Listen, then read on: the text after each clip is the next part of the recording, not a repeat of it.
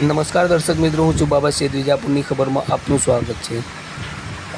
પવન સાથે પડેલા વરસાદને કારણે વિજાપુરથી લાડોલ જઈ રહેલા મુખ્ય માર્ગના ઉપર મોટા મોટા વૃક્ષો જે છે પડી જવા પામ્યા હતા, ધરાશય થઈ જવા પામ્યા હતા, જેથી લઈને જે આ રસ્તેથી જે મોટા વાહનો પસાર થઈ રહ્યા હતા તે આગળ જઈ શકતા ન હતા, જેથી લઈને વિજાપુર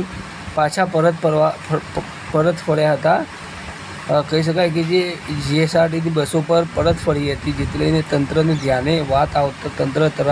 તરત સજાગ થઈને જે રસ્તા વચ્ચે પડેલા ઝાડોને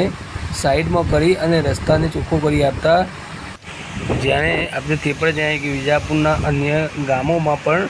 ઝાડ પડેલા હોવાનું સૂત્રો દ્વારા જાણવા મળ્યું હતું, પરંતુ તંત્ર સજાગ થઈને આ તમામ ઝાડોને અટકાવી અને મોટા વાહનોને નીકળવાની જગ્યા કરી આપતા અહીંયા સમસ્યાનું સમાધાન આવ્યો હતો। આપણે તે પણ જણાવીએ કે વિજાપુરથી સાંકાપુરા સંકુલ વચ્ચે રસ્તે પાનછેરી તળાવ ભરાઈ જવાથી બસ સહિતના મોટા વાહનો વિજાપુર પરત ફરી રહ્યા છે। આપણે તે પણ કે શનિવારે જે અનાધાર વરસાદ હતો વિજાપુરમાં, જેને લઈને અનેક તળાવો પર ફ્લો થયા હતા, ત્યારે વિજાપુર તાલુકાના ગ્રામ્ય વિસ્તારનું જે કહી શકાય કે પાનછેરી તળાવ ભરાઈ જવાથી ઓવરફ્લો થવાથી અહીંયા બસો જવાની કહી શકાય બસો નીકળી નથી શકતી, જેથી લઈને બસો પણ પરત ફરી રહી છે,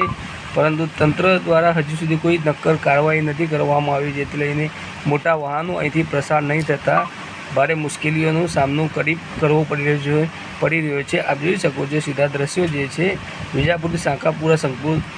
વચ્ચે રસ્તા વચ્ચે શનિવારથી જે પાનછેરી તળાવ ભરાયું છે। જ્યારે બીજી બાજુ વિજાપુર તાલુકાના રામપુરા કુવાયડે ખાતે આજે સવારે 11:30 વાગ્યાની આસપાસ એક મકાન ધરાશય થતાં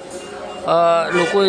જોવા માટે ટોળે ઉમટ્યા હતા। આપણે તે પણ જણાવ્યું કે મકાન ધરાશય થયું, પરંતુ સદનસીબ એ રહી, સારી વાત એ રહી કે કોઈ જાનહાનિ કે માનહાનિ ન થતાં ગ્રામજનો દ્વારા હાશકારો અનુભવાયો હતો। આપણે